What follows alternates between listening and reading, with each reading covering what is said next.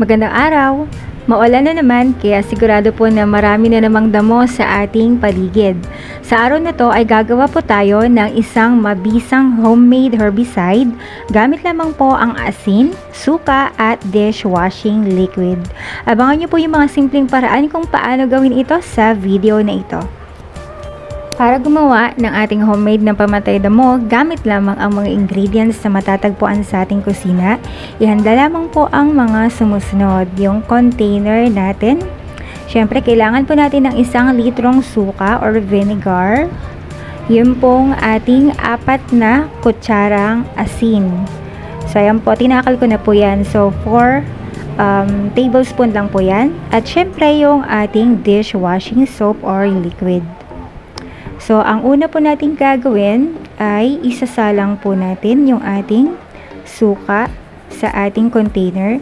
So, mas maganda po kung mas malaki yung container para hindi po kayo mahirapan na maghalo ng ating mga ingredients.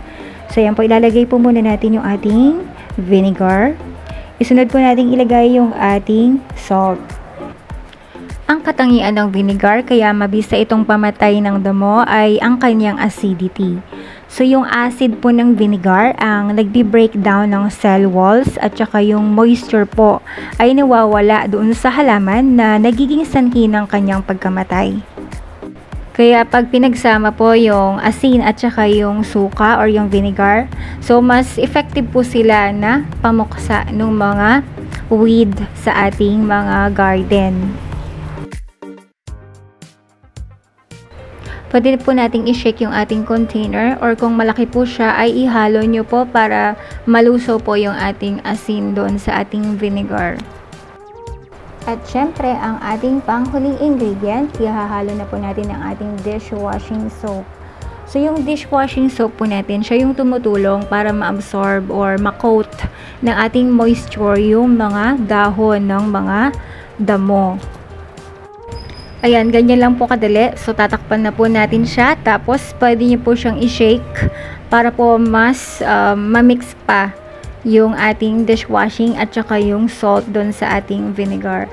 So, yan lang po kadali gumawa ng ating mixture. At pwede na po natin siyang i-spray doon sa mga damo. Yan. So, pwede na po natin siyang gamitin pang spray doon sa ating mga damo na gustong patikin. Kung meron po kayong backpack sprayer para sa mas maluwang na area ay mas maganda.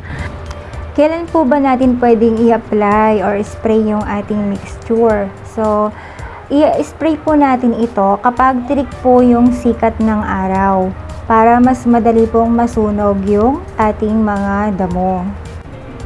Isang paalala po pala, huwag nyo pong gamitin ng sobrang dalas dahil po pwedeng maging acidic yung ating lupa at mamatay din po yung mga good bacteria sa ating soil. At ang mixture na ito ay epektibo po sa mga shallow-rooted weed. So, mas less effective po siya dun sa mga deep-rooted na mga damo sa ating garden.